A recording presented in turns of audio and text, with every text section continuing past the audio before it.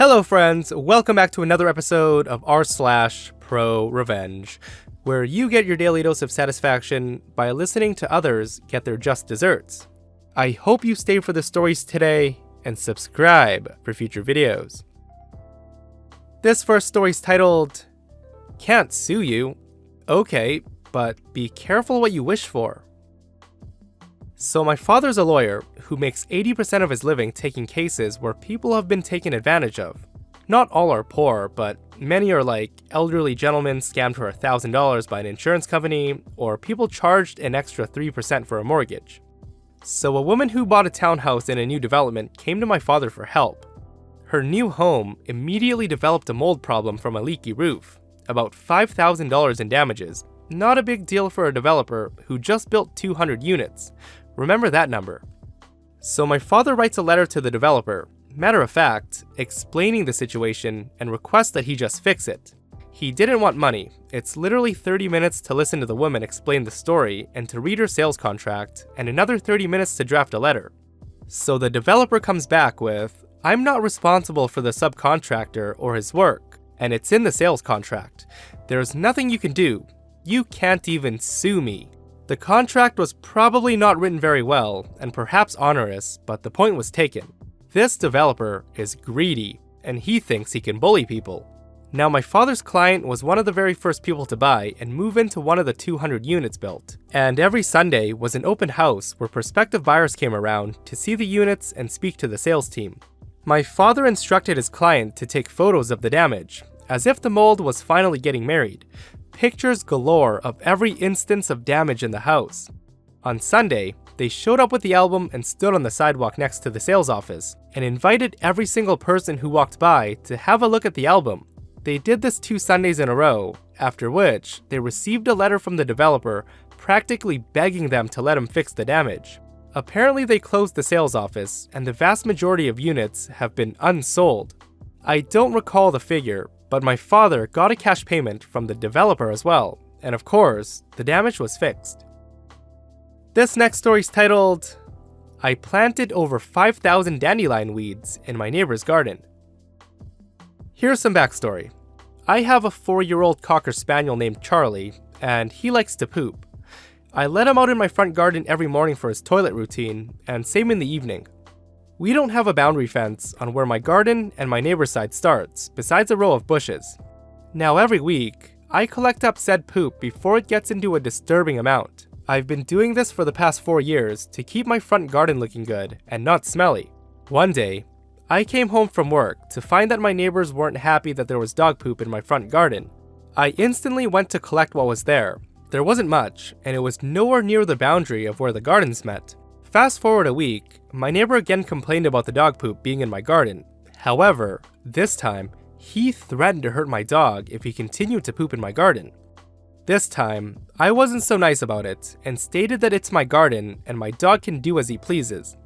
Now, I know dog poop can be annoying, but when it's not in your garden and there's no smell due to decent airflow and an open front garden, is it really justified to threaten a man's dog over some poop?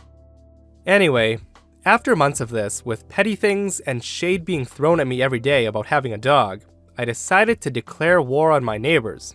Now, I knew these people pretty well. They just moved in, and we'd let them use our Wi-Fi for a couple of months until they got theirs sorted. I picked up a few things about them, and one of them was how OCD they were. They cut their back garden every week and painted the entire bottom layer of the house to match their fence. This was all the fuel I needed to exact my revenge. My first step was to start off small. I knew they like things to match, so I painted my fence gate bright pink instead of matching it with my fence. This was my first small victory. They hated it so much that they begged me to correct the color, so I did. I figured if peace was an option, it was worthwhile. Then the hate began again. I had to come up with something so evil and yet genius that couldn't be traced back to me. And this is where I planted over 5,000 dandelion seeds in their front and back garden. I figured that I was in it for the long game. I did this under the cover of night and made sure to plant them in places not so easily mowed. Fast forward 3 months and their garden was covered in weeds. They grew through all the slabbing and were patched all over the garden. It took them over 3 days to clear the weeds, and around $100 of weed killer. Long story short, neighbor threatens to hurt my doggo. I plant 5,000 weeds in their garden. This story's titled, Act Like the Neighbor from Hell and Threaten My Grandparents.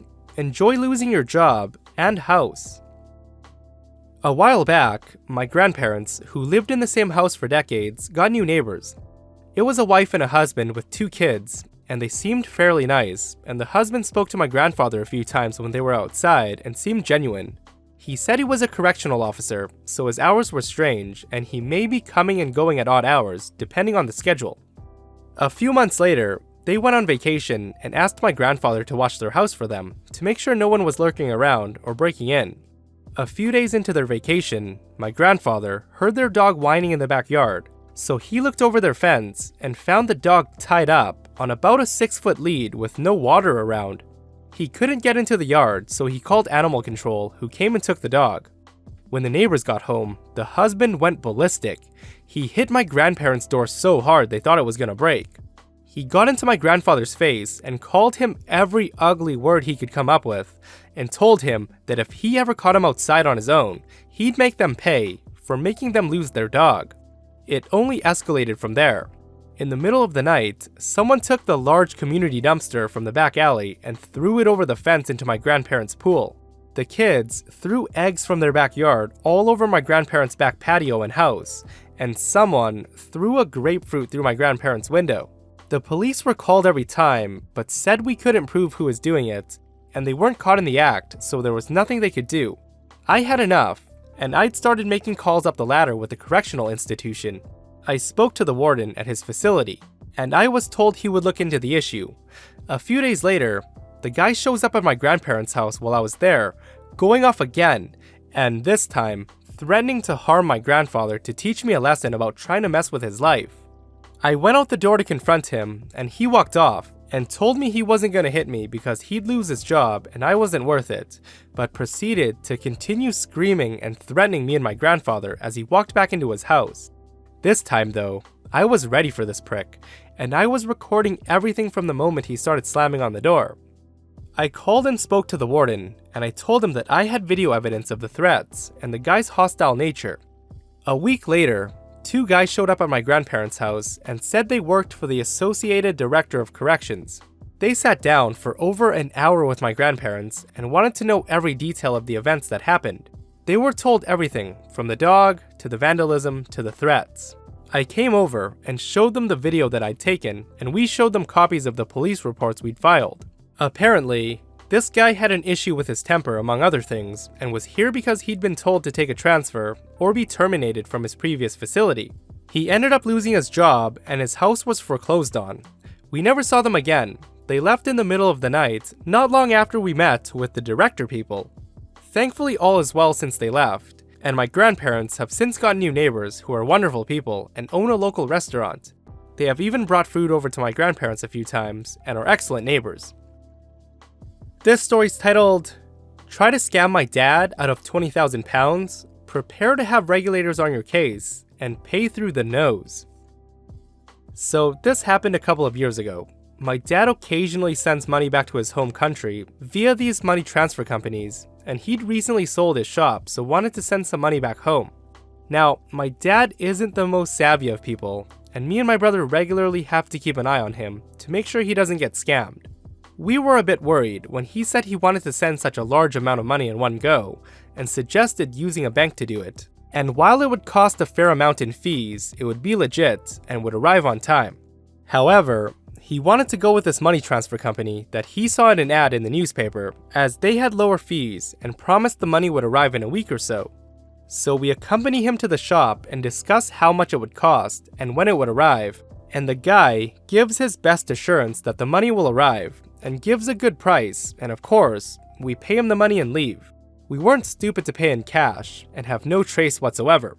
We took precautions and paid by debit card so there's a trace in case he tries anything funny.